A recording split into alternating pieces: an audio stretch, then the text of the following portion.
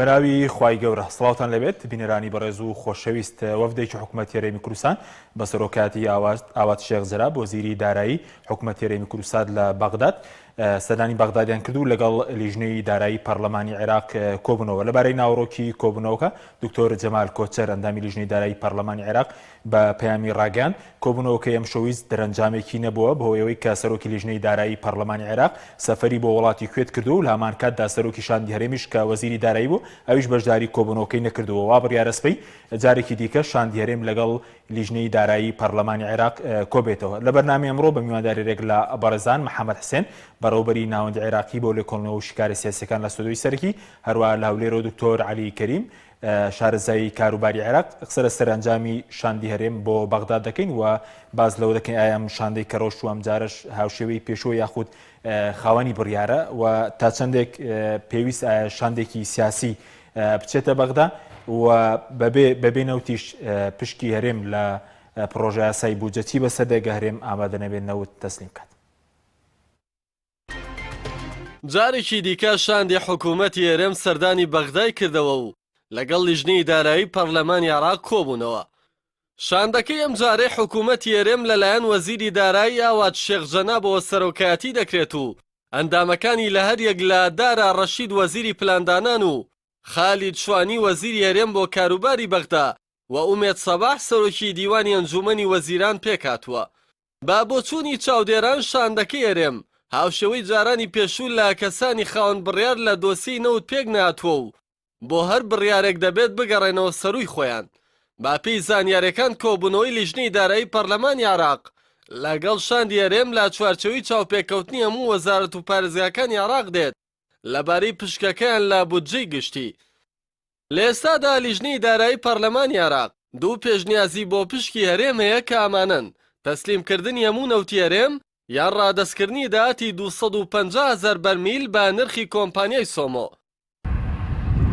چاوەڕوانیش دەکرێت هەردوو پێشنیازەکە بەوەی گەندەڵیەکانی دۆسی نەوت لەلایەن حکوومەتی هەرێم ڕەت بکرێنەوە چونکە هەرێم ئامادە نییە هەموو نەوتەکە تەسلیم کات و ڕادەستکردنی نەوتیش بە نرخی سۆمۆ کارێکی ئاسان نییە. بەو پێی هەرێم ئەگەر بەرمیلێک نەوت بە $50 بفرۆشێت لە 155 بۆ تێچووی قازانجی کۆمپانیەکان دەڕوات لەو بڕەشتەنا $22.5 بۆ دەمێنێتەوە و $27.5 دیکەشی بۆ کۆمپانیەکان دەڕوات. واتە ئەگەر نەوت بە نرخی سۆمۆ تەسلیمی عێراق بکات لە بەرمیلێک نەوت ئەگەر $22.5 دەست بکەوێت ئەوا دەبێت خۆی $27 بخاتە سەر. باگوێرەی زانیاریەکان بەشێک لە ئەندامە کوردەکانی لیژنەی دارایی پەرلەمانی عێراق بەشداری کۆبوونەوەکەیان لەگەڵ وەفدی هەرێم نەکردووە. ئەمەش بۆەوە دەگەڕێتەوە حکوومەتی هەرێم لەگەڵ نوێنەرانی کورد لە بەغدا شەفاف نییە. ئەوکات بەشێک لە شارەزایان ڕەخنە لە لاوازی وەفدی هەرێم بۆ بەغدا دەگرن ئەوەش بەهۆی نەبوونی دەسەڵاتی بڕیاردان و نەبوونی کەسانی شارەزا و پسپۆری نەوت لە شاندەکەدا.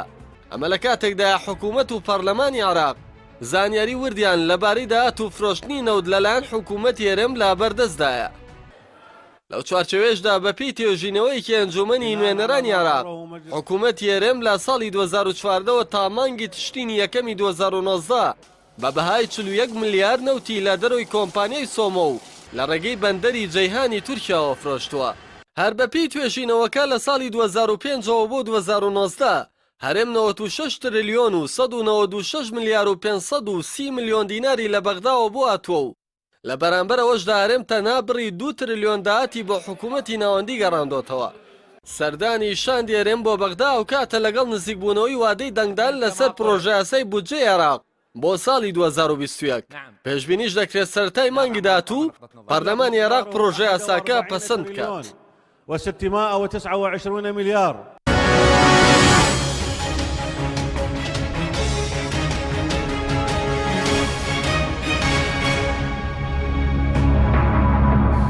جارێکتر سڵاوتان لەبێت بینەرانی بەڕێز سوپاس بۆ میوانەکانمان کاک محەممەد بەخێر بن کە لە بەڕێستانەوە دەست پێ بکەین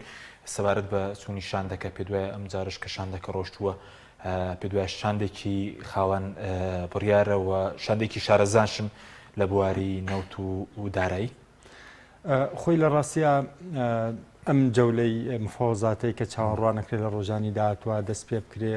هی ئەوە نییە با بڵێن بڕیاری استراتیجی بن یا ڕێبخۆن لەسەر هەنێ خطوتی استراتیجی چارەسەرکردنی ناکۆکیەکانی بینی هەولێر و بەغا ئەمە زیاتر بەو هیواوە ئەچن کە ئەو لایەنانەی کە نەیارن بەرامبەر بە بەشە بوجەی هەرێمی کوردستان لە میزانی 2020 زۆر پێداگیری نەکەن و لانی کەم بە جۆرێک سیاغی بەشە بوجەی هەرێم بکرێتەوە لە نەتیجە چەند 100 ملیار دینارێک ماگانە بۆ هەرێم بمێنێتەوە چونکە هەموو ئاماژەکان بۆ ئەوە چن کە هەمان ئەو معادلە احتیسابی بوجەی 2019 لە مەشا جارێکی تر بەکار بهێنرێتەوە ینی بەپێ ئەو معادلە کۆی گشتی بوجەی هەرێمی کوردستان بەشە بوجەی ماگانەی تەقدیر دەکرێت بە بڕەپارەیەک اینجا لە دوای ئەوە ئەو بڕەپارە بەشە بوجەی حکوومەتی فیدراڵی عێراقی لێ دەرەکەن ئەوەی کە مەسەلەن داهاتی خاڵە سنووریەکان و داهاتە فیدراڵەکانی تر لە هەرێمی کوردستان ئەمەی لێ دەرەکەن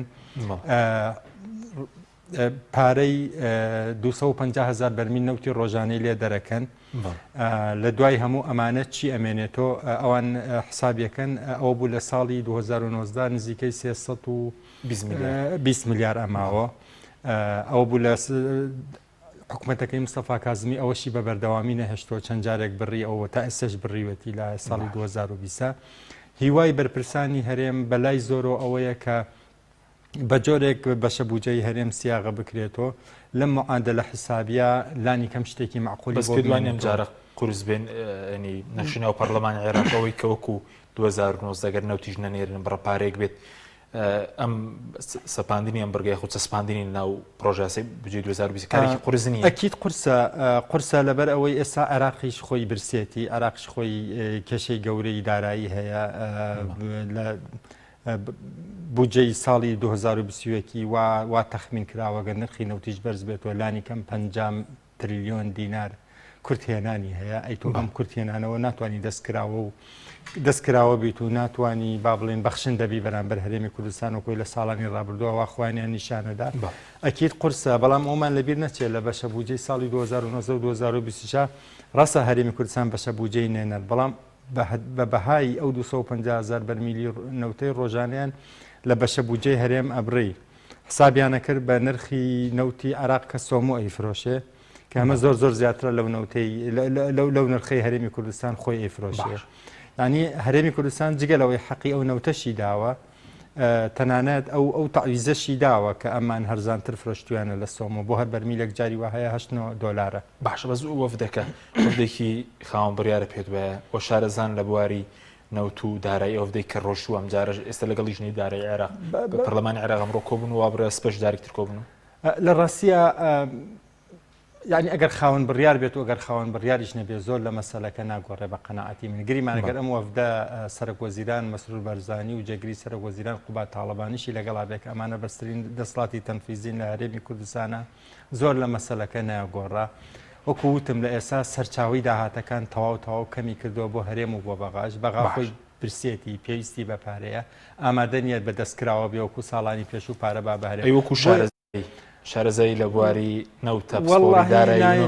زەرور نییە ئەکید زەرورە هەموو دەستگایەکلی هەرێمی کوردستان و حکوومەتی عێراقیش پێویستە شارەزای دارایی هەبێت و لەبەر ڕۆشنایی ئەو حسابات و هاوکێشە داراییە زۆر ئەساسیانە کە ژیانی ئەم سەردەمەی پێ ئەبرێ بەڕێوە بڕیارەکانیان دروست بکەن بەڵام حکوومەتی هەرێم لە ڕووی شارەزای دارایی و نەوتیوە زۆر فەقیرتر و بێدەسڵاترە لە حکوومەتی فیدراڵی عێراق و لە زۆر مەجاڵاکەم ینی نەبوونی خبرەی تەکنۆکراتی و شارەزایی ئەبینرێ بە بڕیارەکانی هەرێمی کوردستانەوە بە ئیدارە حکوومەتی هەرێمی کوردستانەوە لە ڕاستیە بەشی هەرە زۆری ئەو مشکیلانەی ئەمڕۆ هەرێمی کوردستانی گیرۆ دەکردووە هەر لە بەرزی حەجمی گەندەڵی هەر لە هەڵاوسانی کەرتی حکوومەت و دەستگا حکوومیەکان هەر لە ساختکردنەوەی ملیۆنە 200,000 موچەخۆر بەسەر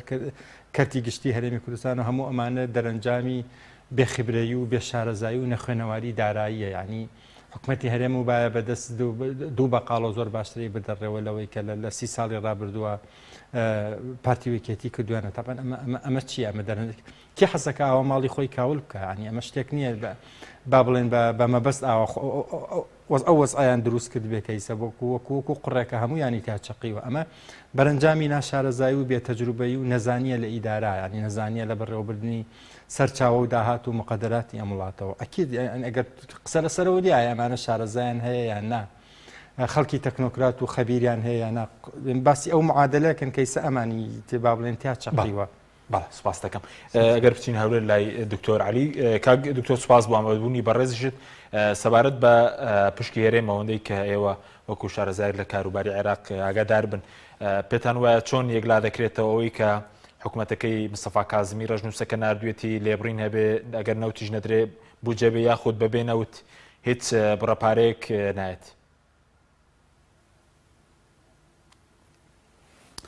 سلااو لە جەنابێت و سوپاس بۆ میوانداریە سلااو لە میوانە بەڕێزەکەت و هەموو بینەرانی خۆشەویست و بەڕێز لە ڕاستیدا پرسی بودجەی هەرێمی کوردستانیان حەسەی هەرێمی کوردستان لە بودجەی فدرالیدا دوو ڕەهەندی هەیە ڕەهەندێکی تەکنیکی هەیە و ڕەهەندێکی سیاسی هەیە ئەوەی لە پشتی کابینی ئەنجومەنی وەزیران و ناو دام و دەستگا دەستوریەکانە بۆنە پەرلەمان و لایەنانەی ئامادەکاری بودجەی عێراقن هێزە سیاسیەکانن طبعا لای هێزە سیاسیەکانی عێراق ساڵ بە ساڵەوە پێداگیریە هەبووە کە بەبێت تەسلیمکردنی نەوت میزانی هەرێمی کوردستان نانێرن ئەم ساڵ زیاد لە هەر کاتێکی دیکە پێداگیری لەسەر ئەوە دەکرێت کە بە فعلی ئەگەر هەرێمی کوردستان نەوت ڕادەز نەکە بۆ نمونە نەگاتە ئیتیفاقێک و بە فعلی ئیتیفاقەش جێبەجێ نەکە ئەوە بە دڵنیاییەوە ئەوان پشکی هەرێمی کوردستان لە میزانی فدرالی دابین ناکەن. طبعا هەرێمی کوردستانی لە بەرامبەر ئەوەدا زۆر پابندی پیشانداوە کە دەتوانێت بگاتە ڕێکەوتن و 250,000 بەرمیل نەوت بدا یان ئەو خاڵانەی کە بەغدا داوای دەکات جێبەجێ بکات بەڵام هەموو ئەوانە بەڕاستی بە بۆچوونی من ئیشکالی زۆر هەڵدەگرن چونکە لە ڕەهەندە سیاسیەکەیدا پرسی نەوتی هەرێمی کوردستان و مەلەفی نەوتی هەرێمی کوردستان تدەخولاتی ئیقلیمی تێدایە ئەبعادی دیکەی تێدایە ئەبعادی دەولی تێدایە ئەو ڕەهەندە نێو دەوڵەتی و هەرێمی لە نەوتی هەرێمی کوردستاندا هەیە بەوەی کو شەریکاتی دەولی تێدا هەیە و عقودەکان بە شێوەیە کراون پەلبەستی هەرێمی کوردستان کراوە و لە هەمان کاتدا وڵاتانی دەوروبەر لە پرسەکەدا هەن وا دەکا هەرێمی کوردستان سەربەخۆ نەبێت لە بڕیاری نەوتدا لەگەڵ بەغدا ئەوە ئیشکالێتێکی زۆر گەورەیە. بەشێکی دیکەش لە بابەتەکە ئەوەیە ئێمە لە عێراقدا یعنی هەر لە ڕۆ سیاسەکەی پێش ڕۆ تەکنیکەکەی بێ لە بەردەمی هەڵبژاردننی داهاتووی ساڵی داهاتووین یعنی کە بەمانەی وشە زۆر لە هێزە سیاسیەکان لە بەرمەبنای تیۆری دروستکردنی دوژمن و بە شێوەیەک لە شێوەکان با بڵێن هجوومکردنە سەر هەرێمی کوردستان وەکو وێناکردنی وەکو دوژمن و با بڵێن تاڵانکەری بودجێ عێراق سەیر بکەن و هجوومی بکەنە سەر لە مدیاکانەوە بەوە دەنجی پێکۆ بکەنەوە. بۆیە زۆر لە هێزە عێراقیەکان لە ئێستاوە پێداگیری لەسەر ئەوە دەکەن کە بەبێ نەوت میزانی هەرێمی کوردستان نانێرن ئەمە ڕۆژ بە ڕۆژەوە خیتابە زیاد دەکات و بە حەقیقیش بڕوای من وایە یعنی ئەوە دەبێ بە واقع کە هەرێمی کوردستان نەچێتە ژێرباری ڕێکەوتنێکی شامل و شەفافەوە لەگەڵ بەغدا زۆر ئەستەمە پارە و موچەی هەرێمی کوردستان بێ ئەمە تقریبا ئیجماعێکی تقریبا عێراقی لەسەر دروست بووە کە بەمانای وشە قیادەی عێراقی هێزە سیاسی عێراقیەکان زۆری پەرلەمانتارەکان لەگەڵ ئەوان و حتا لەناو کوردستانیشدا بەشێکی زۆر لە هێزەکان لەگەڵ ئەوان کە دەبێ هەرێمی کوردستان بگاتە ڕێکەوتن و نەوتەکە تەسلیم کە مەرزنی هەموو دۆسەی نەوت تەسلیم کە من لەگەڵ ئەوە نیم ئەوە دەکرێت بابەتی سیادە و سەروەری هەرێمی کوردستان بێ بەڵام لانی کەم دەبێت نەوت تەسلیم کە چونکە ئێستا هەرێمی کوردستان دەڵێ داهاتی نەوت تەسلیم دەکەین بەڵام دەبێت مەرحەلەیەک بچینە پێشووتر ئەگەر نەوتەکەش تەسلیم کە هێشتا هەنگاوێکی گەورەمان بڕیوە بەڵام مانێوەنی هەموو دۆسەی نەوت تەسلیم کە یعنی ئەو پرسانە دەکرێت قسەی لەسەر بکرێت بەڵام لە هەمووی گرنگتر ئەوەیە هەرێمی کوردستان بەدیلی دیکەی نییە لەو قۆناغە سەختە سیاسی و ئابووریەدا بۆیە باشترین بەدیل لە بەردەمی حکوومەتی هەرێمی کوردستان ڕێکەوتنێکی شاملە لەگەڵ بەغدا کە لە کۆتاییدا شایستە داراییەکانی هەرێمی کوردستان دابین بکرێ ئەوەش دەبێتە ئاسانکاری و پشتیوانیی گەورە بۆ نوێنەرانی کورد لە بەغدا تا بتوان دیفاع لە مافەکانی خەڵکی کوردستان لە میزانی ساڵی داهاتوو بکەن. باش ئەی کێشە تەکنیکەکە کەوتت باسی کێشی سیاسی کرد ئەی لانە تەکنیکەکەی چییە ئەوەی کە پشکی هەرێم کێشە تەکنیکەکەی بەڵێ کێشە تەکنیکەکەی هەرێمی کوردستان ئەوەی لەو دۆسەی نەوتدا کە بەڕاستی شێوازی دەرهێنان و ئیدارەدانی مەلەفی نەوت لە بەغدا لە ڕووی تەکنیکی و علمیەوە جیاوازە لەولەوەی لە هەرێمی کوردستان هەیە هەر بۆ نمونە ئەو کۆمپانیایی کە با بڵێن وردەکاری لە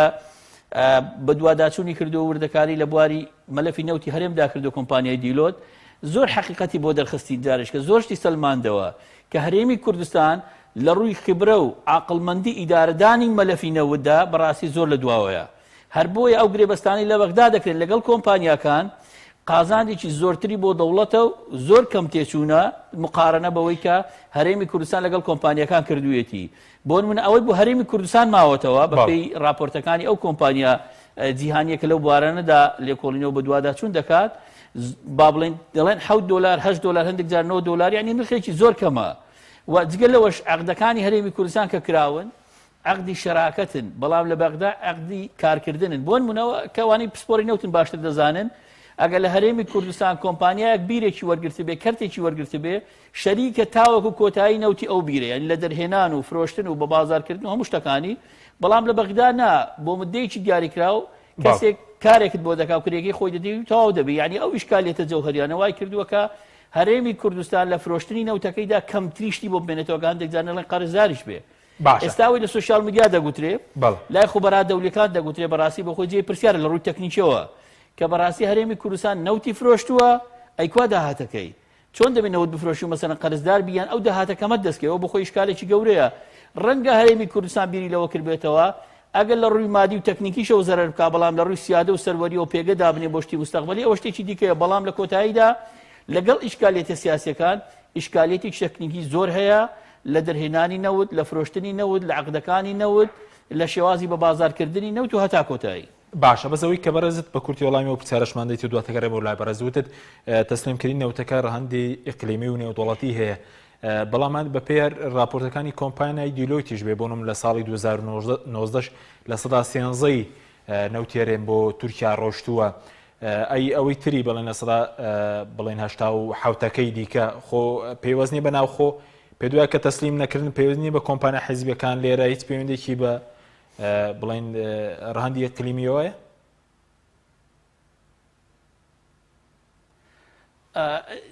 ئەو عرضم کردی بەتەکید ئەوەیە یعنی مەسەلەن ئیشکالی زۆر و جۆرا و جۆر هەیە یعنی بۆی عرضم کردی لەگەڵ ئیشکالێت تەکنیکیەکان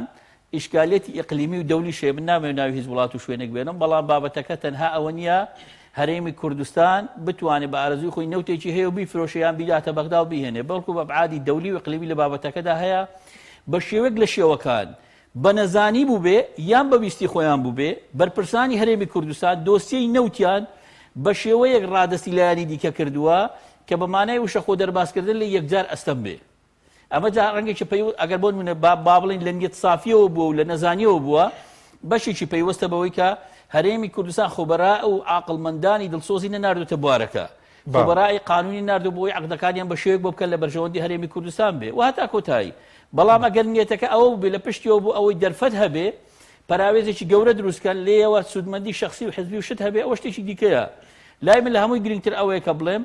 لەم قۆناغەدا هەرێمی کوردستان دەبێ ئەوەی لەبەرچاو بێ باشترین دەرفەت ڕێکەوتنە لەگەڵ عێراق بەبێ ئەوەی دۆسیەی نەوت ڕادەستکەی دەکرێت تەنها نەوتەکە ڕادەستکەی بە پشتیوانی کۆمەڵگەی نێودەوڵەتی و سەرپەرشتی UN و ئەمریکا و لایەنە نێودەوڵەتیەکان بگەینە ڕێکەوتنێکی شامل کە نەوت ڕادەستکەی لە بەرامبەردا شایستە داراییەکانی هەرێمی کوردستان بێنی و بیکێ پردەبازێک بۆ بوژانەوەی سەرتاسەری هەرێمی کوردستان. سوپاس دەکەم کاریتۆر کاگەم وڵای پەرز سەبارەت بەوەی کە باز دەکرێت لە ئێستا لە لەژنی دارایی پەرلەمانی عێراق دوو پێشنیاز زاڵە بۆ پشتی هەرێم یەکەمیان هەموو دۆسی نەوتەکە تەسلیم بکرێت ئەوەی ترێن بڵێن داهاتی 250,000 بەرمیل نەوت تەسلیم بکرێت هەردوو بڵێن پێشنازەکە بۆ هەرێم قورسن ئەوەنەی من بزانم لە ئاخر بەیاننامەی وەزارەتی سامانە سروشتەکانیشە ئەوە لایەنی هەرێمی کوردستانە ئامادەیە و پێی خۆشە داهاتی 250,000 بەرمیل نەوتی ڕۆژانە تەسلیم بکە لە بەرامبەر وەرگرتنی شایستە دارایەکانی مانگانی. بەڵام ئەمەش با بڵێن تەفسیر و معنای جیاجیا هەڵەگرێت داهاتی تۆ بەچی میکانیزمێم داهاتە حسابەکەی ئایا هەرە و پارە حسابەکەی کێتە بانک ئەکاونتەکەی هەرێمی کوردستان و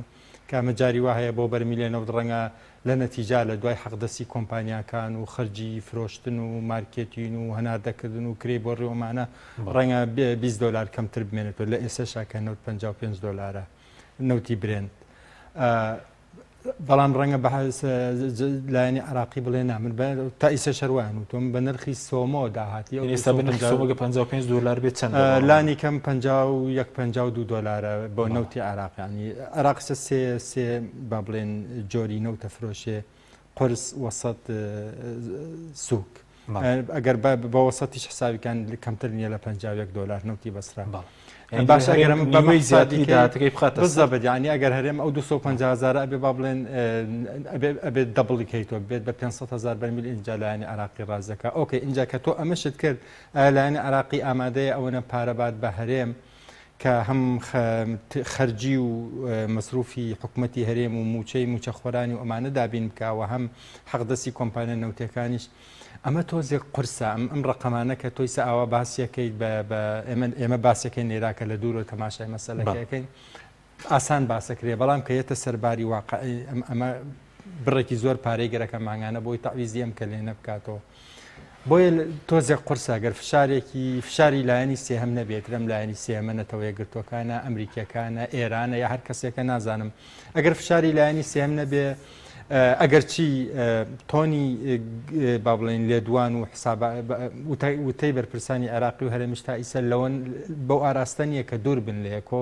بەڵام لە ڕاستیە ئەو میکانیزمە تەکنیکەی کە ئەکرێ کۆیان بکاتۆ لەسەر ڕێکەوتنێک تا ئیسە لە بەردەستانیە لە ئارانیە هەرێکەوە بە ئاوازێک باسی داهاتی و 250,000 بەرمیلەی ڕۆژانەیەەکە و فەرقێکی گەورەشەیە لە بین ئەوەی کە بە عەسلی و بە فعلی داهاتە بۆ حکوومەتی هەرێم و ئەوەی کە بە پێی نرخی سۆمۆ حساب بکرێ فەرقەکە ڕێک جاری وایە دوو قاتە ئەگەن ئێستا بە نرخی ئەمڕۆی دوو قاتە یا زیاترە تۆ ئەمە هەر چۆن حسابی کەی زۆر زەحمەتە بۆ لایەنی هەرێم بچێ بتوانێت بچێتە ژێرباری ینی واتە ئێستا نەوتی هەرێم بە خەرجی و بڵێن بە حەقدەسی کۆمپانیەکانیش کەمتر لە نەوتی عێراق دەفرۆشێت بڵێن ئەگەر حەقدەسی کۆمپانیەکانیش هەژمار نەکەین بۆ نمونەکە لە 170 دەڕۆ دوای نرخ کە لە بەندەری جیهان و نەوتەکە بار ئەکرێت و ئەبرێت ئەمن بەشی زۆری نەوتی هەرێم تقریبان هەموو نەوتی هەرێم پێشفرۆشەکرێ ینی پێشوەختە پارەکەی وەرەگرێ جاری وایە 2 مانگ 3 مانگ یا هەنجارە بۆ 6 مانگ یا هەفتەیە 2 هەفتە دوای ئەوە ئەو کەسەی کڕیوێتی یەت نەوتەکەی با لە بەندەری جیهانەوە بەلای زۆرۆ بەپێی راپۆرتەکانی دیلیۆت بە معدل لە ساڵی 2019 نرخی نەوتی هەرێم نزیکەی $11 کەمتر بووە لە نەوتی برێن و نزیکەی هەنێجار 4 تا 5 تا $6 کەمتر بووە لە نەوتی عراق نەوتی سۆمەوە نەوتی سووکی بەسرا باشە ئەمە سەرکە ئەمە لە نرخ مەسەلەکە هەر ئەمە نییە هەرێمی کوردستان دوای ئەوەی حەقدەسی کۆمپانیەکانی و حەقدەسی مارکێتین و کرێی بۆڕی و گومرکی تورکیا و ئەمانەی لێداتۆ چەندی بۆ دەمێتەوە بە پێی نرخی ڕۆژ دیارەکرێ بچکە نرخی بەرز بێ $5 بێت چەندی بۆ ئەمێنێتەوە ئەگەر $55 بێت ئەگەر بەپێ ئەو ڕقم و باسیکن کە تۆ پێشتر باسی کرد 53 لە سەڵی بۆ بمێنێتەوە 5 لە $55 نزیکەی $26 بۆ بمێنێتەوە بەڵام مەسەلەکە هەر ئەمە نییە نەوتی هەرێم ئەو نەوتەی ئیمڕۆ ئەینێرێ پارەکەی وەرگیراوە فرۆشراوە ڕەنگە 2 مانگ پێش ئێستا بەشێکی پارەکەی وەرگرت بێ ڕەنگە مانگی پێش ئێستا ڕەنگە 6 مانگ پێش ئێستا ئێمە ئەوە نازانین مشکلەی هەرێم ئەوەیە داتای معلەنی نییە داتای نییە لەسەر فرۆشی لەسەرەوەی مشتریەکانی کێ لەسەرەوەی بە چەند فرۆشراوە لەسەرەوەی بەچە ئالێتێک فرۆشراوە ئێستا وەزارەتی نەوتی عێراق هەموو مانگی راپۆرتی وردەکاری فرۆشی خۆی بڵاوەکاتەوە چەند هەزار چەند ملیۆنی فرۆشتووە چۆن فرۆشتوێتی بە چەند فرۆشتوێت و مشتریەکانیشی کێبوون بۆ ئاسیا چوە بۆ ئەمریکا چوە بۆ ئەوروپا چوە لە هەرێمی کوردستانە ئەمە نییە باشە بەزووکو بۆ وەفدەکەی بەغداد نەدەبوو وەزیری سامانە سروشتەکانیش ئامادەی هەبووە هۆکاری چیە بە بۆ چوونی بەڕێزت کە وەزیری سامانە سروشتەکان لە پیشاندەدانی لە کاتێک هەموو کێشەکان لەسەر نەوتەکەیە یەکەم جواب ئەوەیە نازانم دووەم جواب بە پێی مەزەنە و حساباتی خۆم ئەوەیە کە ئێستا ئەمان چوون بۆ مناقەشەی هەنێ تەفاسیل و حسابات و ڕقم و هاوکێشەی ناو بودجەی 2021 ئەمە لە ڕاستیە ڕەنگە وەزیری سامانە سروشتەکان بچێ ئەنەچێ زۆر لە مەسەلەکە ناگۆڕێ ئەوەی کە لایەنی عراقی بۆ نەوت لە هەرێمی کوردستانی ئەوێ کۆمەڵێک بڕیاری استراتیژی سیاسیە ئەمە لای وەزیری سامانە سروشتەکان نییە بە دەرەجەیەک لای سەرۆک وەزیران و جێگری سەرۆک وەزیران و اینجا تەوافقی سیاسی ئەو لایەنانەی حکوومەتەکان پێکێناوە کە ئەوان داوای تەسلیمکردنەوەی هەموو دۆسیەی نەوتی هەرێمی کوردستان بکەن ئەم بڕیارە بە وەزیری سامانە سروشتەکان دروست ناکرێ یاخود ئایل چۆن ئەو معادلەی حسابێ ڕێکە خەن کە ئەو 250,000 بەرمیلی ڕۆژانە بە چەند حسابەکرێ بە نرخی سۆمە یا بە نرخی ئەسلی فرۆشی هەرێمی کوردستان ئەمەش هەم دیست بە وەزیری سامانە سروشت بۆیە بوون و نەبوونی وەزیری سامانە سروشتەکان بە قەنەعەتی من زۆر لە مەسەلەکە ناگۆڕێ لە بەغا بڕیارەکان ئەبێ لە ئاسی استراتیژیا دروست بکرێ و بە باوەڕی من فشاری لایەنی سێمی پێویستە چونکە دەمێکە لەو وەکوولانی سێم وەکو چێ بڵێن ئەکرێ هەر کەسێکە بێ کە ئەتوان نفوزی هەیە لە عێراقەوە توانێت زەخ لە لایەنی هەرێم و لایەنی عێراقش بکات لە ئێستا ئەمریکەکان ئەتوان ئەو ڕۆڵە ببینن ئێرانەکان ئەتوان ئەو ڕۆڵە ببینن ئەو دوولایەنە بە ئاسانی ئەتوان یارمەتی دەربن بۆ گەشتنە وەکو فشار بۆ سەر نەوتی هەرێم پێ دوای ئەگەر لەگەڵ هەرێم ڕێک نەکەون سکاڵەکان عێراق زیندوو بکاتەوە لە دەرگای فیدراڵی ئەوەی پاریس یاخود فشار زۆر بۆ نەوتی هەرێم بێنێ ئەگەر ڕێک نەکەون بۆ چوونی بەرز هیچ کام ئەو سکاڵای پاریس با لەوە دەست پێ بکەین ئەو سکاڵا ئەنی تا ئێستا با بڵێن سەحب نەکراوە تۆ کۆتایی پێ نەهاتووە ئەوە با بڵێن وەکو بۆمبێکی تەوقیت کراوە هەر کاتێک بیانوێ بەکارێنن ئیشیشیان لەسەر کرد تا و ڕۆژەی حکوومەتەکەی عادل عەبدولمەهدی ڕای کرد بەڵام ئاخر جار من ئەوەی هەندێک تەسریباتی خەبەری هەیە کە باسی ئەوەکە وەزیری نەوتی ئێستا وتوێتی ئێمە هەوڵە دێنە ئەو سکاڵا حەسم بکەین هەتا مانگی 4 ئەم ساڵ ئەو سکاڵە ڕاستە دژی تورکایە چونکە بە پێ حساباتی عراقیەکان تورکیا ئەو ڕێکەوتن نامەی پێشێل کردووە کە ساڵی 73 هەیان بوو بۆ دروستکردنی بۆڕی نەوتی عێراق تورکیا ئەو بۆڕێی کە ئێستا جوین بۆتە بۆڕی نەوتی هەرێمی کوردستان و نەوتی هەرێمی لێەوە ئەڕوا ئەم بۆڕێ هی عێراق و هی تورکیا شەهری تورکیا نیە بەتەنیا تورکیا بەبێ ڕەزامەندی لایەنی عراقی ستوێتێ خزمەتی هەناردەکردنی نەوتی هەرێمی کوردستان و لە کاتێکە عێراقیەکان نەوتی هەرێمی کوردستان بە نەوتێکی ناقانونی و قاچاقی عراقی ئەزانن سکاڵیان هەیە لە دژی لە چەند دادگای نێودەوڵەتی تا ئێستا سکاڵیان هەبوو کێشەی بۆ دروست بۆ تورکیا بۆ نەوتەکەی هەیە طبعاً ئەگەر بێت و لایەنە عراقی ئەو سکاڵا بەرێتەوە ئەوە تورکیا ناچارەکەکەیتر ئەو بۆ ڕێ بەکارنێنێکە ئەو بۆ ڕێ بەکارنێنە نەوتی هەرێمی کوردستان دەواازەی هەناردەکردنی نامێنێت لە بیرمان نەچێت ئەوە تورکایە بازاڕی بۆ نەوتی هەرێمی کوردستان دروست کردو و نەوتی هەرێمی کوردستانی ساخت کردوەوە ئەگەر تورکیا نەبێ نەوتی هەرێمی کوردستان وەکو نەوتی ڕۆژاوە ئەبێ بە تەنکەر و بە تەنەکە و بە جلیکان فرۆشتە یا فرۆشتە قاچاقچی ئەوانە بازاڕی نییە ئەو بۆ ڕێ و تورکایە بازاڕیان بۆ نەوتی هەرێم دابین کردووە سپاس دەکەم کاک دکتۆر سەبارەت بە لایەنی سێم هیچ لایەنێکی سێم ئێستا لە سەرخەتە وەکو ئەمریکا بێتەوە یەکتۆکان بێ ئێران بێ تورکیا بێ بۆ ڕێکەوتن لەگەڵ فشار دروستکردنە سەر هەرێم و بەغداد بۆ ڕێکەوتن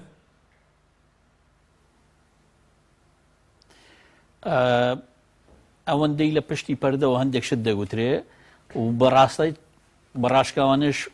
بەون منە هەر ئەمریکا هەم نەتەوە یەکگرتوەکانیش ڕێی خۆیان لەسەر ئەو بابەتە دەربڕیوە کە لەگەڵ ڕێکەوتنی نێوان هەرێم و بەغداد لە هەموو حاڵەتێکدا ئەمە وا دەکا ئیستقراری عێراق بەهێز بێ و بەمانەی وشەش موچەخۆرانی هەرێم بێ و بگەنە حاڵەتێک کە بۆ بەرژەوەندی خۆیان و بۆ بەرژەوەندی ینی هەم هەرێم و هەم بەغداد هەم بەرژەوەندی ئەو ئەمریکا وڵاتانی دیکەش گرنگە چونکە عێراق مەشاکلی دیکەی زۆرە ناکرێوەش بێتە مشکلێکی دیکەی استقراری عێراق بخاتە مەترسیەوە بەڵام لە هەموو حاڵەتێکدا ئەومان بیر نەچێ زۆر جار لە سیاسەتدا 0% نییە و مرونەت جەوهری سیاسەتە یعنی سیاست بۆ خۆی یەکێک لە پێناسەکانی ئەوەیە جوڵەکردنە بۆ چارەسەری کێشێک هەر لەو منتەڵەقەشەوە زۆر جار ئەگەر ناچار بێ هەندێک لایەن کە لە دۆخێکی تایبەتدایە پێویستی بە خواردنەوەی و بە زەهرەکە هەیە یعنی هەر ئەوە نییە بڵێ مادەم لە بەرامبەر ئەوەی من ئەو شتت ڕادەست دەکەم تۆ دەبێ هەموو شتێکم دەی ئەوەش ئیشکالێتە من بڕوام وایە عێراق ناگاتەوە قووەتێک کە بتوانێت هەموو دۆسی نەوتی هەرێم خاتەوە ژێر کۆنتترۆلی خۆی وەک چۆن هەرێمی کوردستانیش بەڕاستی وەکو جاران بۆی ناچێتە سەر بڵێ هیچ نەوت ڕادەست نەکەم هیچ حساب بۆ عێراق نەکەم ئەو بەشە میزانیە و موچەوس ئەوەکەشم بۆ بێ بۆی بە دڵنیایەوە دەبێت بگەینە سیغەیەکی مامناوەند کە بە پێش سەرپەرشتی نەتەوە یەکگرتوەکان و وڵاتە یەکگرتوەکانی ئەمریکا بێ کە لە کۆتاییدا هەرێمی کوردستان سلعی نەوت وەکو سلعە ینی وەکو عەدەد و بەرمیل تەسلیم کە ئەگەر ئەوەکەش نەبێ با بڵێ بۆ نمونە داهاتەکەشی نەبێت تەسلیم بە بەغداد بکە و بە بەرامبەری ئەوە شایستە دارایەکانی خۆی وەربگرێ بە دڵنیایەوە من گەیشتمەوە قەناعەتی هەرێمی کوردستان دۆسیەی نەوت بە کاملی بۆ ئەبەد ڕادەست ناکە ئەمە وەکو بڵێ ئینتیحاری هەرێمی سیر دەکەن لە بەرامبەردا عێراقیش بڕوام وایە بە هیچ شێوەیەک ڕازی نییە داهاتی نەوت بەو ڕقەمەی هەرێمی کوردستان پێی دەدات وەربگرێ چونکە میوانە بەڕێزەکەشت باسی کردوە زۆر باز دەکرێت کە ئەو داهاتەی لە بەرمیلێک نەوتەوە لە ڕێگەی کۆمپانیای سۆمەوە دەست دەکەوێت زۆر جیاوازە لەوەی کە لە بەرمیلێک نەوتی هەرێمی کوردستانەوە دەست دەکەوێت فمقارنەی ئەوە بکەی عێراق تەبعاً زەرمەند دەبێت بۆی ئەوە قبوڵ ناکە حەلی مامناوەندەوەی نە دۆسیەی نەوتەکە هەموو بدەی نە داهاتی نەوتەکە بدەی بەڵکو نەوت وەکو سلعە وەکو عەدەد بدەی لە ڕێگەی کۆمپانیاوە بفرێشە و داهاتەکەی بۆ عێراق بێ بەرامبەری و شایستە دارایەکان بە کاملی وەربگری کە ئەم ساڵ بە خۆشحاڵیەوە بە مبادرەیەکی باش و نیەت باشی ئەنجومەنی وەزیرانی عێراق بەهۆی دڵسۆزی نوێنەرانی کورد و هەموو حیزبە سیاسی کوردستانیەکان زمینێکی باش دروست بوو بۆ ئەوەی شایستە داراییەکانی هەرێمی کوردستان زیاتر بێ لە 13 تریلیۆن دینار کە ئەمەش وا دەکا بەڕاستیەگەڵ قبول بکرێ بەو شێوەیە و هەرێم گاتە ڕێکەوتن لەگەڵ بەغدا و ئەو پارەیە بێ هەرێمی کوردستان نەک کێشەی موچەی نامێنێ بەڵکو بژانەوەیکی استراتیژیە سەر هەموو ئاستەکان بەخۆیەوە دەبینێ کە ئەوە بۆ خەڵکی کوردستان بازدانێکی زۆر گەورە دەبێت بۆ تێپەڕاندنی قەیرانە ئەبوووریەکەی. بەڵێ سوپاس دەکەم ناوبڕێکمێ دوای ناوبڕەکە دەگەرم بۆ لای بەڕێز بەڵێ بینەرانی بەڕێز ناوبڕێکی کورت و دەگەڕێنە وڵات. تۆپ ئارت تاکە بریکاری تۆڕی میدیایی کۆمەڵ بۆ بەرهەمهێنان و بڵاوکردنەوەی ڕێکلام. وشەفۆن ڕووناکی دەخاتە سەربواری تەکنەلۆژیای نوێ لەمڕۆ لە کاتی لە کارکەوتنی مۆبایلەکەت یان ئایپادەکەت پێویست ناکات دەست بەجێ هەوڵی گۆڕینی ئامێرەکەت بدەیت. ئێستا وشەفۆن سەرجەم پارچە ڕەسەنەکانی مۆبایل و ئایپادی دابین کردووە بە نرخێکی سەرسوڕێنەر و پابەندێکی بێهاوتای کوالێتی. لەبیرت بێت مۆبایلەکەت بە شێوەیەکی دروست چاک بکەوە و لەگەڵ وشەفۆن نازنامەی متمانە بەدەست بهێنە. سەرجەم پارچەکانی لە دەستی یەکی کۆمپانیا جیهانیەکان دەکرێت و بە شێوەیەکی سەلامەت دەگوازرێتەوە. پێش ڕادەستکردنی با کڕیار سەرجەمیان پشکنینیان بۆ دەکرێت بۆ دڵنیابوونەوە لە کارکردنیان. هەموو کارەکان شایانی سەرنجی تۆیە. وشەفۆن ڕێگا بۆ ئاستەنگەکانت دەکاتەوە. بۆیە وشەفۆن بکە بە هاوڕێی متمانە پێکراوی خۆت. وشەفۆن هێزی تەکنەلۆژیای نوێ. برنجی سروشتی شیمال لەسەر خواست و داوای زۆری هاوڵاتیانی خۆشەویست دوای گەڕان و هەوڵێکی زۆر لە باشترین کێڵگەکانی وڵاتی ئێران ئەم جارە برنجی سروشتی شیمال باشترین و خۆشترین برنجی دەنەکخری شەژمانگەی دەرەجەیەکی ئێرانی بۆ ئێوە هێناوتە کوردستان. ئەم برنجە دەنەکخرا باشترین و بەتانترین برنجی گردەی کێڵگەکانی ئێرانە. ئێمە کێڵگە بە کێڵگە گەڕاوین بۆ ئەوی باشترین برنجی سروشتی و بەتام و خۆش بۆ ئێوە بدۆزینەوە. بە چاڵتوکی لە جوتیارەکانمان کڕی و خۆمان کڕەمان کردووە تاوەکو دڵنیا بینەوە لە پاکی پوختی برنجەکەمان. ئەم برنجە پڕ ڤیتامین و کانزای سروشتیە بەبێ مادەی کیمیایی و پارێزەرە. لەگەڵ ئەم برنجە هیچ خەمی بەرزبوونەوەی شەکرە و کۆلسترۆڵت نەبێت چونکە برنجێکی ئۆرگانیکە و پڕە لە مادە و کانزای سوود بەخش. هەروەها ئەگەر تەنیا برنجی سروشتی شیمال بخۆی هیچ خەمت نەبێ قەڵەوت ناکە. تەندروستیتان لە هەموو شتێک گرنگترە بۆیە برنجێک خۆن لە سەرچاوەکەی دڵنیا بن.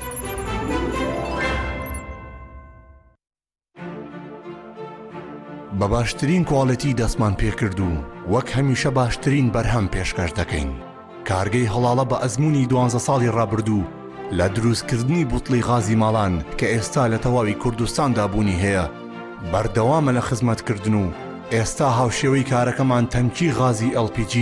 بە هەموو قەبارەکانیەوە بە باشترین کواڵەتی و ستانداردی ئەوروپی لە ژێر چاودێری کواڵەتی کۆنتترۆلی حکوومەتی هەرێم و کۆمپانیایەکی تایبەت بە چێککردنەوەی تانچەکان لە ڕووی کواڵەتی و دانانی ئەکسسواراتی ئیتاڵی بەردەوامە لە بەرهەمهێنان. ئێستا هاوڵاتیان و هاوردەکاران دەتوانن بێ دوودڵی تەنکی غازی هەڵاڵا بەکار بهێنن کە گرنتی 100% لەگەڵە بۆ ماوەی 10 ساڵ. وەک هەمیشە لە هەرزانی نرخ و باشی کواڵەتیدا بێ ڕکابەرین. کۆمپانیای هەڵاڵا باشترین جۆر سەلامەتی هەمیشەیی.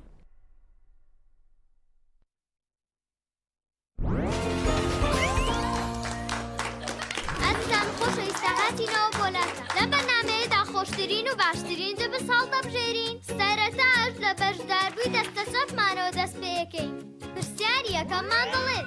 کام لەم تامی جوفسانە خۆشترینە؟ سرکە، مریشک، ئیندۆمی، پەنیر.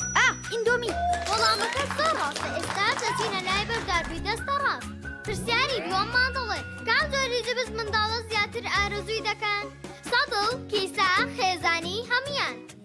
بە دنیایەوە هەمویان. وەڵامەکە زۆر ڕاستە. ئازیزان خۆشەویستان، بەشداربەکانمان خاڵەکانیان یەکسانن. کۆتا پرسیار ئاراستی هەردووکیان دەکەین. کامیان زووتر وەڵامیاندایە دەبێتە براوی پێشبڕکێکەمان. پرسیارەکەشمان دەڵێت هەموو ئەوانەی کە وتمان لە چ جبسێکدا هەیە؟ بۆسە ئەوانەی کە باسمان کرد بەس لە جبسی نینیایە. لە هیچ جبسێکی ترا نەم خواردووە؟ ئەوە تا لەناو جانتاکەشمان پێما. حەزەکەن خۆشتان تاقیکەنەوە دڵنیام هەڵبژارنە ڕاستەکە جبسی نینی. بێگومان وەڵامەکە زۆر ڕاستە. دڵنیە ئەو جبسەی وێنەی نییە. کەرتامێکی بێخۆشە بۆ من بە ئەو بۆ تۆشە. ئادەی پێ بڵێن چییە؟ نینیە هەر نینیە. جبسی نینی تامێکی لە یاد نەکراوە. تۆپ ئارت تاکە بریکاری تۆڕی میدیایی کۆمەڵ بۆ بەرهەمهێنان و بڵاوکردنەوەی ڕێکلام.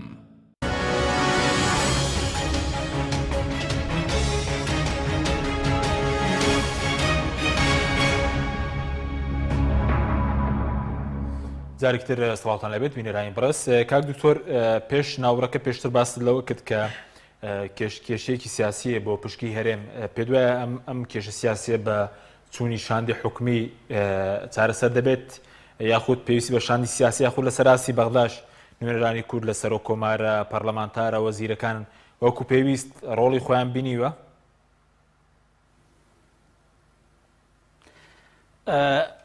بە دڵنیاییەوە ڕەنگە بڵێم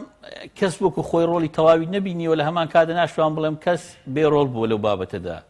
بەڵام پرسەکە بەڕاستی ئەومان لەبیر بێ پرسێکی سیاسیە دوایی تەکنیکیە، واتە پێویست بەوەی فعلەن بڕیار بەدەستی حەقیقی لە دۆسیەی نەوتی کوردستاندا بچێتە بەغدا قسە لەسەر بابەتەکە بکە. یعنی لەگەڵ ڕێزم بۆ هەموو ئەو برا خوشکانەی کە وەفدی هەرێم دێن لە بەغداش لەوە تێدەگەن کە بە مانای وشە ئەوەی لە دۆستیەی نەوتدا دوا قسەی لایە ئەوە نەهاتوۆتە سەرخەت و ڕازی بێ نەوتەکە بەو شێوەیە تەسلیم کە. بۆیە بۆ هەرێمی کوردستان بۆ بەرەو پێشچوونی گفتوگۆکان بە تایبەتی لە قۆناغا ئاستیارەدا کە مسودەی میزانیەی دەوڵەتی فیدرالی لەناو پەرلەمانە زۆر گرینگە فعلەن بڕیار بەدەستانی حەقیقی هەرێمی کوردستان جوڵەیەکی دیبلۆماسی بکەن، هەم کۆمەڵگەی نێودەوڵەتی بکەنە بەشێک لە گفتوگۆکان، هەم خۆشیان لەگەڵ هێزە عێراقی ئەساسێکا بگەنە ڕێکەوتن و تەوافقێک کە بەو شێوەیە بە هەردوو وڵاتیدا هەست بە بردنەوە بکەن. چونکە ئەومان بیرنەتی ئەو واقعی ئێستا لە عێراقدا هەیە، ئەوەی کە عەرزم کردی بەرەو ئینتیخاباتە لە هەمان کاتدا بێمتمانەیەی لە بینی هەرێم و بەغدا هەیە و چەندین ڕێکەوتن کراوە جێبەجێ نەکراوە. لە هەمان کاتدا ئەو دەنگە با بڵێن دژە کوردانەی لە عێراقدا هەن هەوڵک خۆیان ماون، واتە ئەو واقعە لە خزمەت و بەرژەوەندی هەرێمی کوردستان نییە لەگەڵ هەموو ئەوانشدا کە هەرێمی کوردستان بەدیلێکی باشتری لە بەردەست نییە. چونکە بەڕاستی مادەم سیاسەت لە کۆتاییدا بە نەتیجە هەڵدەسەنگێدرێ، لە نەتیجەی کۆتاییدا ئەگەر هەرێمی کوردستان بەدیلێکی باشتری لە بەردەستە فەرموبابی خاتە ڕوو نییە، بەڵکو ڕۆژ بە ڕۆژ قەیرانەکە زیاد دەکا، قوڵتر دەبێ، ئیشکالێتی زۆر و جۆراوجۆری دیکە دروست دەبێ. مەوزوعەکەش تەنها موچە نییە، ڕاستە موچە ئەولەویەتی ئێستای بەشێکی زۆری خەڵکی کوردستانە و زۆر گرینگە و مافی خەڵکیشە کەس خێریان پێ ناکە، هەم بەغدا و هەم هەرێمیش بەرپرسن بەوەی موچەی خەڵک دەن. بەڵام مەوزوعەکە هەموو شایستە دارایەکانی هەرێمی کوردستانە و بە مانای وشەش بۆیە دەڵێم پێویست بەوەیە بڕیار بەدەستی حەقیقی لە دۆسیەی نەوتدا بێتە سەرخەت و بەفعلی، نە ئەوەی هەموو دۆسیەی نەوت ڕادەستکە، نە ئەوەش بڵێ داهاتی نەوت بۆ فرۆشتنی خۆم دەیفرۆشم بدەمێ، بەڵکو دەکرێت نەوت وەکو سلعەیەک وەکو کاڵایەک بە پێی ئەژمارەی تایبەت لە ڕێگای کۆمپانیای سۆمەوە بدرێ و بگەنە ڕێکەوتنێک. حکوومەتی ئێستای عێراقی ئەوەندەی مە تێگەیشتوین حەزێک لە ڕێکەوتنە، بەڵام بە هەمان شێوەش ناتوانێت بەڕاستی هەموو هێڵە سوورەکان ببەزێنێت لایەن هێزە سیاسی سەرنجەکانی عێراقەوە. ئەمریکایەکان و نەتەوە یەکگرتووەکان و کۆمەڵگەی دەوڵەتی تەشجیعی ڕێکەوتن دەکەن، بەڵام بەڕاستی ناشتوان چاولەوە پۆشن ڕێکەوتنەکان بکرێت بە قوربانی بەرژەوەندی کەسێک و گروپێک و لایەنێک و چی. بۆیە دەبێت لەوە تێبگەین هەرێمی کوردستان لەو قۆناغە تازەدا پێویستی بە مناوەرێکی سیاسی تازە هەیە، بەڵام بڕیار بەدەستی حەقیقی دۆسیەی نەوت بێتە سەر مێزەکە و ئەو بڕیاری کۆتایی بدا کە دەمانەوێت دۆسیەی نەوت بەو شێوەیە بێ و داهاتی نەوت بەو شێوەیە بێ و لە کۆتایی داوەندە بکەین، یعنی ڕێکەوتنێک کە هەردووک لە هەسکەن تێیدا براون. باشە کاک دکتۆر، ئەی هۆکاری چێکە بڕیار بەدەستی سیاسی لە مەسەلەی ناتوت سەرمێزی گفتوگۆ پەیوەند بووە کە لە بەغداش بڕیار بەدەستی سەرەکی ناتوتە سەرمێز یاخود لە جوڵە سیاسەکە هیچ نەکراوە لە بەغداد شانی سیاسی؟ ڕەنگە چەلایەنێکی هەبێ، بەشێکی پێوەست بێ بەوەی کە نیەتێکی پێشوەختە هەبێ بۆ ڕێک نەکەوتن. ڕەنگە ناڵم 100% وایە، چونکە هەرێم زۆر تاکید دەکا کە دەیوێت ڕێک بکەوێ کە من دەستخۆشیشی لێ دەکەم، هەم سەرۆکی هەرێم، هەم سەرۆکی حکوومەت، هەم جێگری سەرۆکی حکوومەت، هەم حیزبە سەرۆکیەکانی هەرێم زۆر تاکید لە ڕێکەوتن لەگەڵ بەغدا دەکەن. هیوادارم لەوەدا بەرەو پێشچوون هەبێ و ئینتیزام هەبێ. ڕەنگە بەڵام بەشێکشی ئەوە بێ، یعنی مەسەن دۆسیەکە دۆسیێکی معقەدە، بڕیارەکە هەمووی لای ئەوان نییە، وەکو عەرزم کردی مەساڵحی دەولی هەیە، مەساڵحی ئیقلیمی هەیە لە نەوتی کوردستاندا. ڕەنگە بەشێکی پێوەستی بەو بێمتمانەیە هەبێ کە من نەگەر نەوتیش تەسلیم کەم بەغدا هەموو شایستە دارایەکان بۆ نەنێرێ. ڕەنگە بەشێکی پێوەست بەوە هەبێ چاوەڕێی وەقت بکەن، وەقت لەوەی حکوومەتە کاتیە و دەڕوا و ئیتر دۆسیەکان دەسپێرێنە خەڵکی دیکەمەش ڕێکەوتنمان نەکردو لەگەڵ خەڵکیکە. ڕەنگە بەشێکی پێوەست بێ بەوەی کە احتیمال و تەمەنای ئەوە کرابێ ئەوکو ساڵانی جێگەن نەوت نەدەم پارەیان بۆ بێ. ڕەنگە احتیمالێک کەش ئەوە بێسەبەبێک وای لێک دوێنەوە نەوت نرخەکەی بەرز دەبێتەوە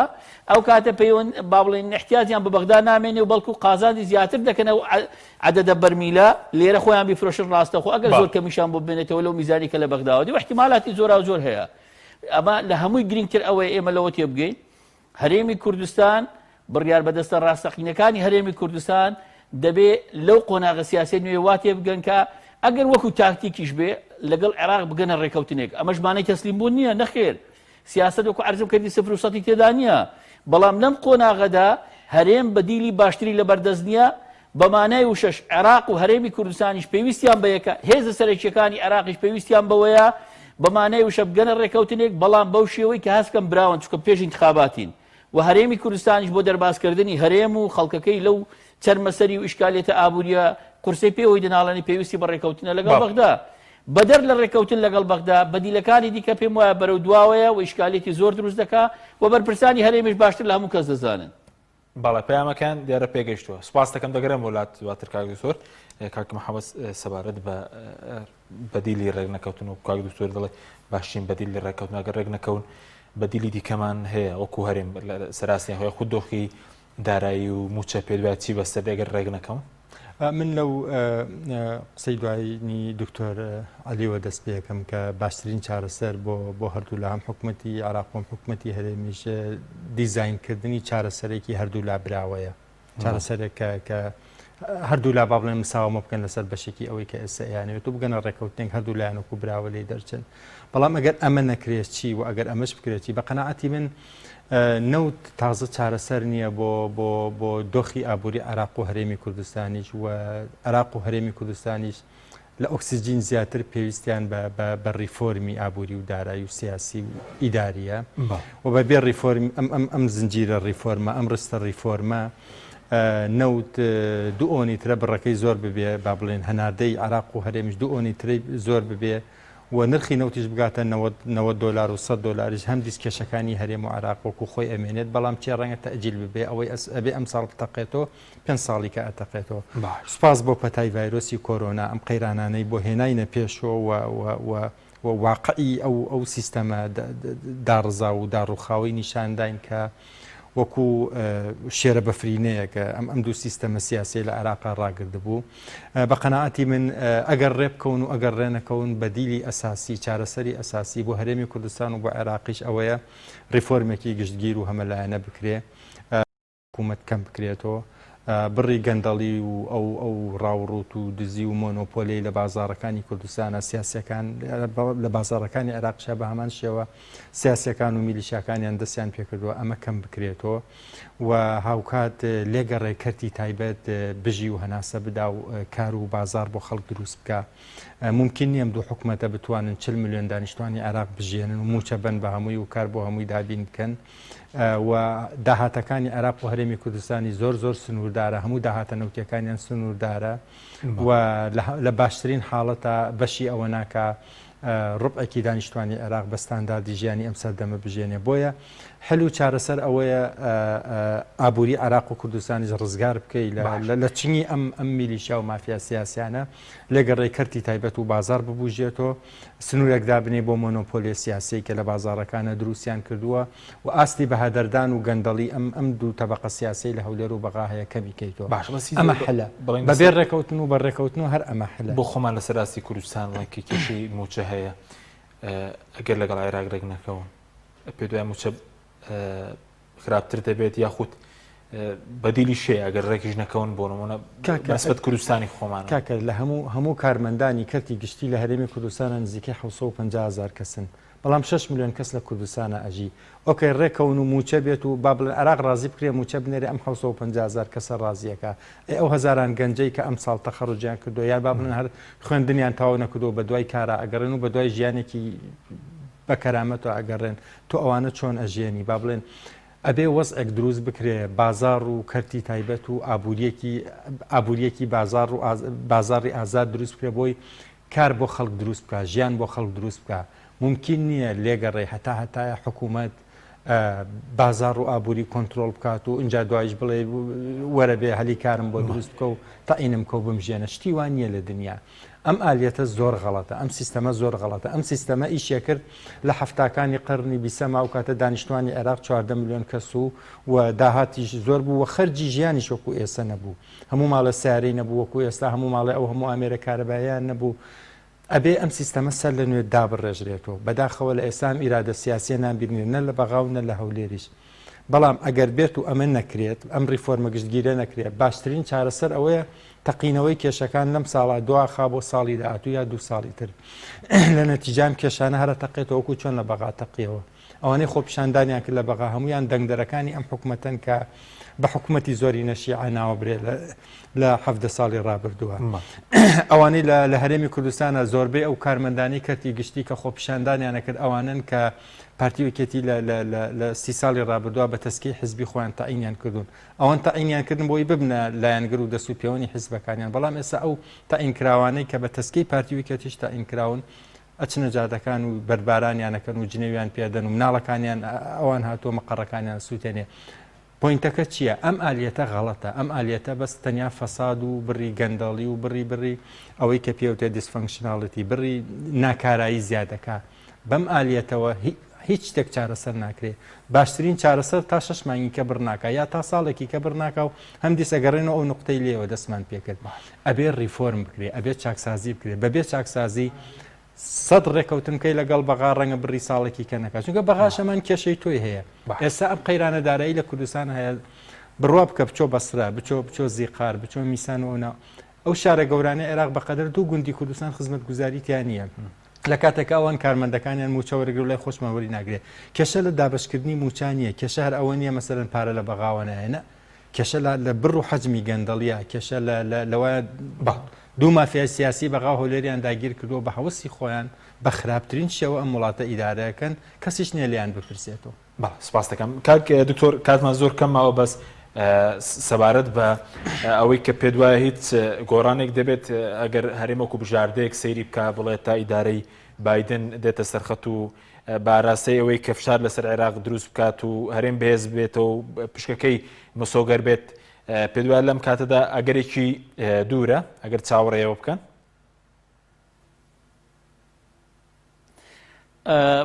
طبعا لە مدیای کوردستانیدا زۆر باسی بایدن کرا بەڵام ئەومان بیر نەچێ بایدن ڕاستە هەڵگری گوتارێکی ئاشتی خوازانەیە هەر دیموکراتەکان تەبعیانوایەوە پشتیوانی قەزیی کورد و دۆستایەتیان لەگەڵ سەرکردە کوردەکان زۆر هەیە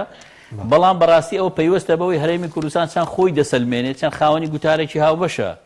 بڕوای من وایە ئێستا هەرێمی کوردستان و دۆخەکەی لە چاوەڕوانی دەستپێشخەریەکی نیشتیمانیدایە ئەگەر بەڕاستی حزبە سیاسی گەورەکان بتوانن ئەو دەستپێشخەریە بکەن نخبەیەکی نیشتیمانی دروستکەن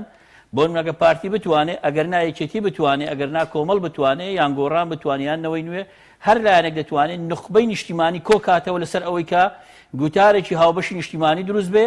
ئەو گوتارە هاوبەشە نیشتیمانیە هەم بۆ ریفۆرم لە کوردستان هەم بۆ ڕێخستنەوەی پەیوەندەکان لەگەڵ بەغدا هەم بۆ ئاشتەوایی نیشتیمانی ناوخۆ هەم بۆ دروستکردنی پەیوەندێکی هاوسەنگ لەگەڵ وڵاتانی هەرێمی هەم بۆ مامەڵەکردن لەگەڵ دۆسی ئەمریکا و ئیدارەی نوێی ئەمریکا خاڵێکی زۆر گرنگ و گەورە دەبێ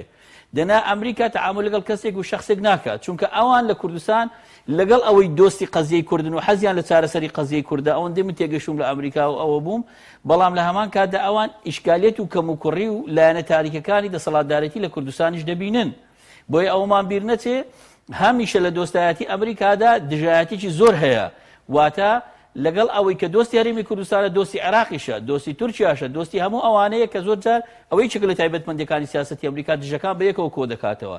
بۆیە بۆ ئەوەی ئیدارەی ئەمریکاش پشتیوانت بێتەوە دەبێت لێرە گوتارێکی هاوبەشی نیشتیمانیت هەبێ وەکو عەرزم کردی منە و پێشنیارش دەکەم لە ڕێگەی کەناڵە بەڕێزەکەی ئێوەوە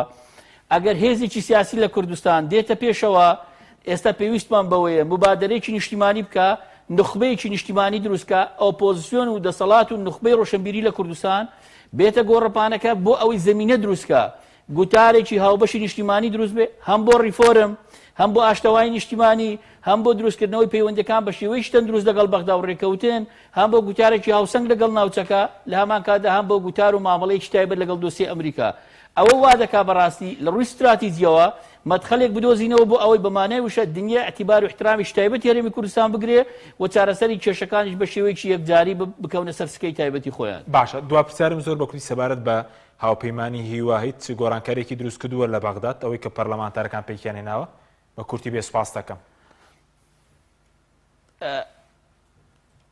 بڵێ تا ئێستا من هیچم نەبینیەوە بەڵام جێی دەستخۆشیە کە ئەو کوت لە پەرلەمانتارە بە یەکەوە کۆبوون و هیواداریشم بەڕاستی هەموو لیستە کوردستانیەکان لەگەڵ جیاوازیەکانیان لە هەرێم لەسەر پرسەکان بەڵام لە پرسەنەتەوەی نیشتیمانیەکاندا ئەوانەی بافە استراتیجیەکانی گەلی کوردستانن یەک گوتار بن لەسەر پرۆگرامیکی نیشتیمانی ڕێک بکەون هەر ئەمەش وا دەکا بەغدا و ناوچەکە و دنیاش اعتیبارێکی دیکەت بۆ بکە. بەڵێ زۆر سوپاس بۆ بەڕێزان دکتۆر علی کەریم شارەزای کاروباری عێراق کە لە هەولێرەوە لەگەڵمان بووی هەروە محەممەد حسێن بەڕێوەبەری ناوەندی عێراقی بۆ لە کۆنە شکاری سیاسەکان سنووری سەرگی سوپاس بۆ بینێرانی ڕۆژ سوپاس بۆ هاوکاران خواتان لەگەڵ.